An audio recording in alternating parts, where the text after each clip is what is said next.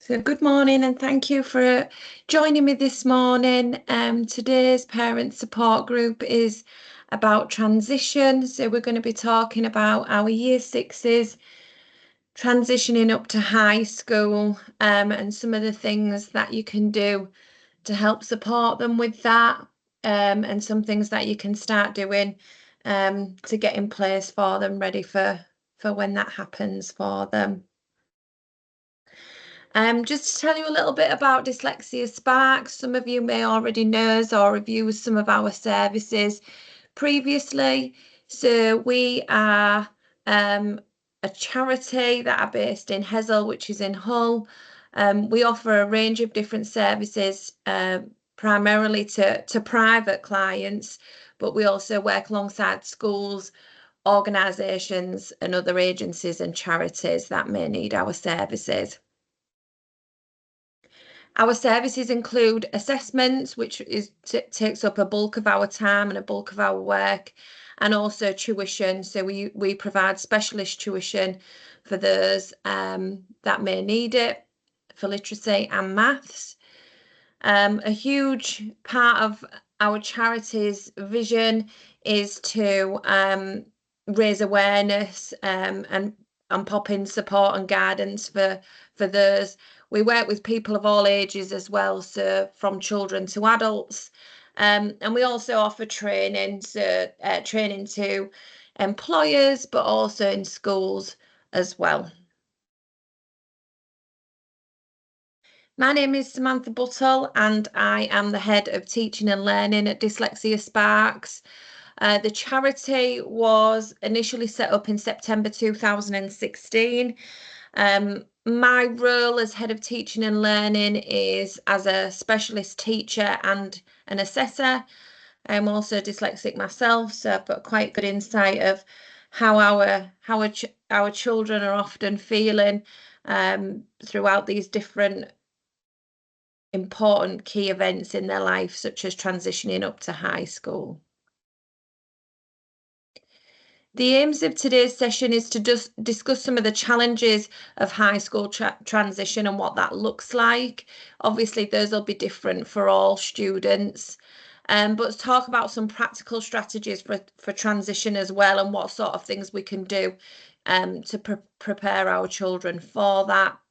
And then just give you some ideas of additional support that may be available. So, transition, lots and lots of children will have transition visits already planned in.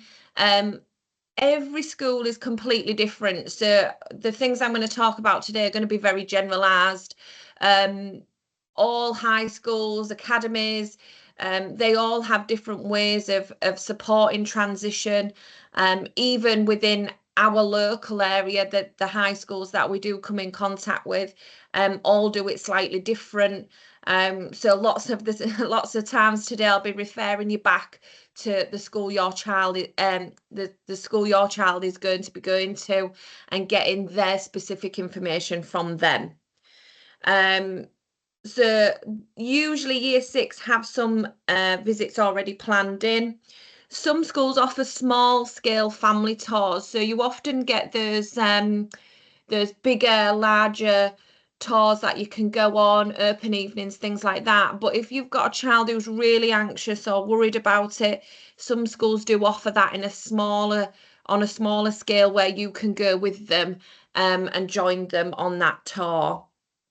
And you can look around together and possibly discuss some of the concerns they've got. Lots of young people that I come in contact with often talk about the size and the vastness of high schools, and they worry about getting lost and things like that. So being able to have a look around and just get a feel for their new school is really beneficial. After the impacts of COVID, lots of schools also offer virtual tours. So lots of them have videos and maps and things on their website that you can have a look at, yourself with the different areas that they might be visiting in their school. So there are lots of things available like that. Again, you may need to ask specifically if there's something that you're looking for your child, speak to the school and see if there's anything additional that they have. But the virtual tours and the maps can be quite helpful after going for a visit, and then being able to refer back to when they've already been there. Another big concern for young people transitioning up to high school is their way of traveling to school. This often changes quite dramatically for some of our children, some of our students. So discussing the different ways of travel and what they feel comfortable with. You may have more than one option. Where I live, my children who are now at high school, their only option is really to go on the bus. So that in itself brings lots of new things. So thinking about things like buses, do they have a bus pass, or would they need to have money with them? I will talk a little bit more about money in a minute, but how they will pay for that bus service if they need one. Doing a trial run of it. So lots of young people who I've spoken to, and we've gone through this transition process, if they're biking or they are walking to their new school, often feel worried that they might get lost. Usually our high schools are near enough by, but that's not always the case. So doing a trial run. When my eldest son started high school, we just put him on a bus and and followed the bus in our car, so that he had experience of going on the bus. He knew where to get off, all those kind of things. He had to experience paying for the bus and how much that would be and things like that. So giving them opportunity to practice those things, particularly over the summer holidays, can be beneficial, and it just takes some of that worry and anxiety away on that first day or that first week of potentially not knowing what they need to do. Another really helpful idea is a lot of young people and children, again, that we've spoken to, worry about if things go wrong, particularly if you are waiting on public transport and buses and things, or if you miss that, what would they do? And have you got a backup plan as to how you can support them still getting into school, but so that they know what they need to do next? Lesson preparation for dyslexic students can be quite difficult in terms of organising themselves. Many students won't get their timetable till the first day, so again, that can bring a lot of worry and anxiety with it. Some schools, if you request it, will send those out during the summer period for you, so that you can have a look at that before the first day. Um, Getting ready for high school is a really big change in comparison to going to primary school. So understanding that routine and that timetable, their timings of the day will more than likely change. So they aware of those. Do they know what time they start, what time lunch is, what time they finish? Lots of young people then have to take different equipment on different days, so being able to organise that and supporting that using lists or checklists, and can you allow them to do it and then support them through checking that they've got everything that they need. Again, lots of these things that I've brought in today are probably really obvious to you all, but from speaking to our students, these are the things that they're often worrying about. It's not going to the school itself, it's the sort of organising and all those differences, and they'll be using lots of skills that they haven't been asked to use before.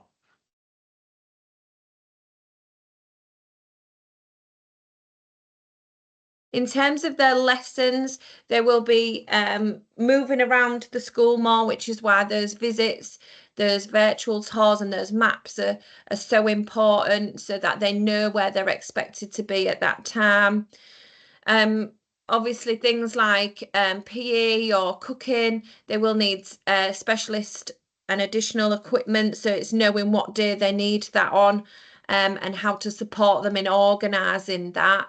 I did have a student who, when she first started high school, would take every single book every single day because she was so worried about forgetting something or not having the right thing. She used that strategy for the whole time, for the whole 5 years she was at high school. So some days her bag was absolutely bulging with equipment and books and things. I did try to go through some strategies with her. We tried to make lists and checklists, things that she could cross off, or wipeable lists are really good as well, so they can reuse them. But she was happy with her strategy and continued with that one. So it's just supporting those skills and how they work, and hopefully guiding them with what they'll need each day. That thing of time has come up again. I think that's really important with knowing where they need to be at those different times. Most schools on their website will have a day in the life of sort of page where it'll give you an idea of timings around their particular school. Particularly since COVID, I think lots of schools have improved that sort of information because at that time they couldn't do visits and things. They couldn't go and do the transition taster days as such. So so there is a lot more available now on the websites than in previous years, I feel. So they are a really good source of information. I bring up time on here because a lot of dyslexic students that I work with or I've come across really struggle with accessing time. We are seeing generally more students that struggle with telling time on an analog clock. They tend to be better with digital time. Often they have that on their phones and things like that. So they become more used to using that sort of timings. It's surprising how many young people do struggle with that. So around the school, they may only have analog clocks. So accessing that might be more difficult for them. You know, we know the difficulties with young people, young children having phones out at school and things. So even if they're checking the time, they're more likely to get in trouble. So talking through those times and what they look like on an analog clock as well as on a digital clock, and comparing the two. That also links to those lesson times, lunch times, those important times of the day. And as well, it's really vital for those that are using public transport or having to catch a bus. Homework is probably the biggest change, well, one of the biggest changes that our young people will encounter when going up to high school. For our dyslexic students, that can have an even bigger impact. The organisation of themselves, and that homework can be one of the biggest challenges. So scheduling a time each week, or at a certain point in the day where they will complete their homework can really help. Our dyslexic students often come home from school. They can be quite tired and worn out because of how hard they're working. So again, scheduling in that time can really support them with knowing and managing those expectations. Lots of young people now, lots of high schools, their maths homework in particular is all online, and they have a week to complete that. So it's factoring in the time that they'll need to do that. Have they got all the right equipment they need? Do they have everything available to them so that they can complete that? And it's just monitoring and supporting. I think as a parent, the biggest change for me was that change in communication. So we don't get that information of when homework is set, and we're really relying on our children to manage that. And that is a skill in itself. So, if they haven't written it down, which lots of our dyslexic students are probably going to be guilty of, not making a note of it, or making incorrect notes, so maybe not getting all the information down, then can cause problems when they sit down to do that homework. Being able to support them through it. There are lots of high schools offer homework clubs and things like that. So if they are struggling with anything, do they know where they can go for support with that homework side of things? And again, every school is slightly different. So some will have homework clubs on a lunchtime, some will do after school ones, and it's just then how they access that. So if, for example, they get a bus home, how will that impact them getting home if they go to that after school club for that, and just planning and preparing them for those things.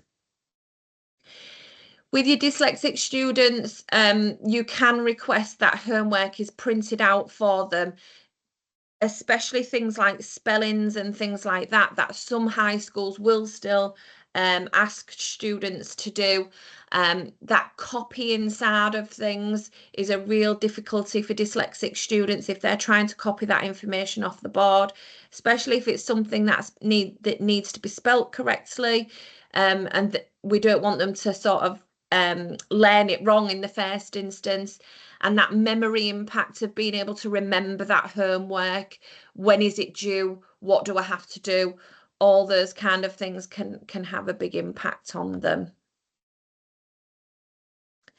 Lunchtime is often, for my boys anyway, their favourite time of the day. And with my middle son, when he transitioned, his big concern was what he would be eating on a daily basis. So knowing what options they've got for lunch, and how they pay for lunch as well. So lots of schools, again, this is not every single one, but most high schools now are cashless. So do they need to remind you to top up their lunch account? How do they pay for that? Some use a fingerprint, some you have a card that has to be scanned. And again, all this information you can find out beforehand for them. Do they know where to go for lunch? If they're staying pack up, things like that. If they're taking their own, is there somewhere they can go and sit? Which again links back to those maps and those virtual tours and things. But really supporting with that. My eldest son was terrible at reminding me when he'd run out of money on his lunch card, and I was just as terrible for remembering to top it up. So it's maybe having a little routine with that, or putting so much on a week for them. It does get rather expensive when some of them are left to their own devices for the first time, and they've got a bit more unlimited food, I've noticed. So just knowing what the options are for lunch at their school, and those processes they need for that. As I just said, most high schools, not all of them, but most high schools now are cashless. So they're probably not going to need money or cash with them on a daily basis. But it will have an impact if your child has to get on public transport. Lots of our dyslexic students, dyslexic learners, find it really difficult to work out the money quickly, and also the change. So finding out how much their trip would be, their trip on the bus would be, and how they would pay for that, what that would look like in monetary terms. Again, that doesn't impact everybody. That is just those that will need that. but the money side of things can cause a lot of worry and pressure. You know, the bus stops are often busy places in the morning, and they're trying to rush and get them all on. So knowing how much they will need, how much change are they expected to get, can, you know, preparing them for that can be, again, really beneficial to just taking some of those little worries away. Lots of the students that I've spoken to about their transitioning experience, it tends to be lots of little things that they're worrying about. Am I going to be late? Am I going to get lost? What am I going to have for my dinner? So it doesn't tend to be one big worry. It is lots of little ones. So it's sort of preempting some of those things there. School communication is really different when our students transition up to high school. As I say, you know, that communication with individual teachers is very different. Lots of schools now use an app which send out information to you, but we do still rely quite heavily on our children to relay some of that information or hand over some of that information in terms of letters or things that need returning. So you know, when we've got children with memory difficulties, that can have an impact. Now that you know where your children are going, what school they're at, it's really good to start finding out who your contacts will be, their tutor, their head of year, and the SENCo as well, somebody in the special educational needs department that will be able to support you and your child and their needs on a daily basis. Some students will come in contact with specific support staff. If any of your children have any HCP with adult supporting, you know, they'll hopefully get to know that support member of staff quite well. Again, lots of schools do this differently, but some high schools do things like open surgeries, so where you can just go in and have a chat about any concerns you've got about your child. Usually we sort of have a parents' evening around October time to see how they've got settled in and how they're doing with that transition period. My advice would be, if you've got any concerns, is to not wait for that time for parents' evening, and go and contact those before then, and not wait around for those specialist times if you've got some really big concerns for your child.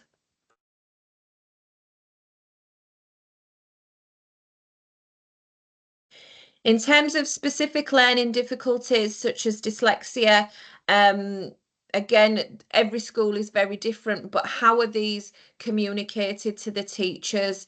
How will they know what specific needs your child has? So again, this can be done in lots of different ways. Some schools use what is called a pupil passport, which you would be sent before they start in September, and you would fill it out. So it tends to have a little picture of them, things that they found difficult, things that would, you know, upset them. So lots of dyslexic students have things like, please don't ask me to read out loud in front of the class, added on there. You know, depending on what your child's needs are, you can put things on like, please don't make me copy my homework from the board, provide it on a printed sheet for me. And there's a really good ways of sharing with all your child's teachers what their specific needs are. We all sort of come under this umbrella of dyslexia, but actually the needs of every dyslexic individual can differ quite dramatically. Getting to this point in the year where you know, transition is starting to take place and things like that, visits and things, is a really good time to see what is currently in place within your school for dyslexic learners, and what additional support can be put in place for your child. I would also recommend contacting the SENCo, and if you have had a dyslexia assessment, send them a copy of your report. These are all given over by the primary school, but things do get missed and lost. So it's a really good way to sort of start that open communication with them.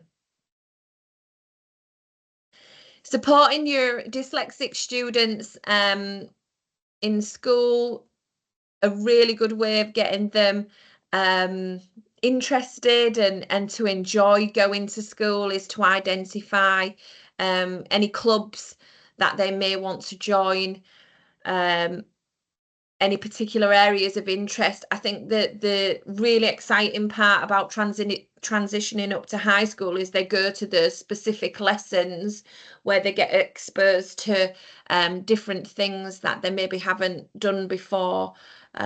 So that, you know, they might find a new love for a new subject that they maybe haven't been so interested in before. But finding what they're good at and the things they enjoy will really help that transition time. And again, lots of these things you can find out before they go. So lots of school websites hold all this information of what extracurricular clubs they hold and things like that. And also, you know, thinking about their friendship groups and things. Have they got somebody who they can share this experience with? You know, will they be walking or biking to school with somebody? Can they meet a friend at the bus stop? You know, is there somebody there who can support them? Well, support each other whilst they're going through these big changes.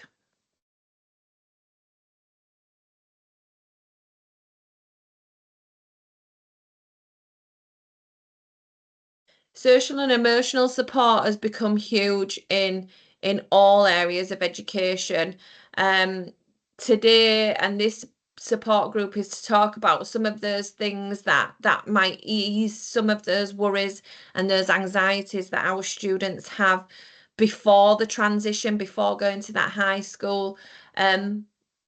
But we are seeing more children and more young people having difficulty with social and emotional in those areas.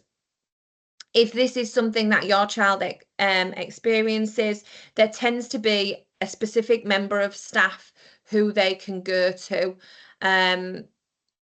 Really open and honest communication with them between you and the school can be really helpful in terms of easing some of those worries and anxieties.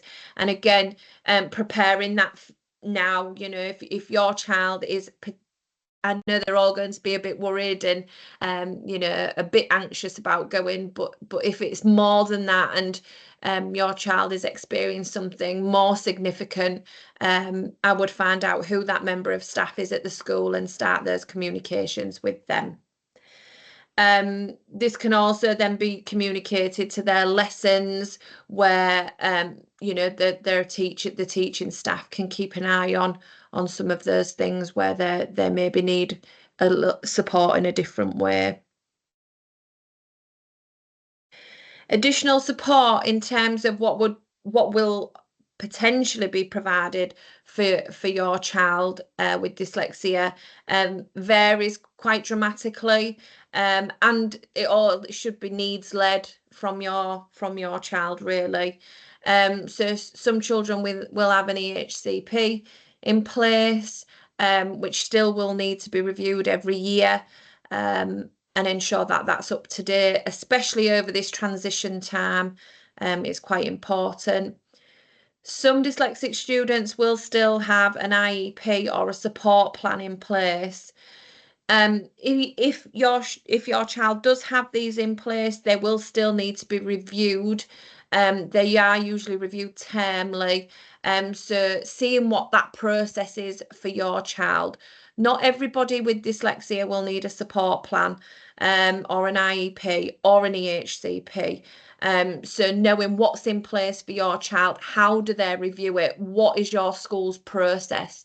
When do they need an IEP? And again, you know, what does that look like at that school? and for your child. As I say, they are very different for each school, and obviously meeting the needs of your child there. So, wishing everybody good luck and enjoy that transition. You know, we do see lots of positives in the transition process for dyslexic students, and those early things in this today. Just, you know, lots of feedback from our students of what could be done to ease that and support that a little bit more.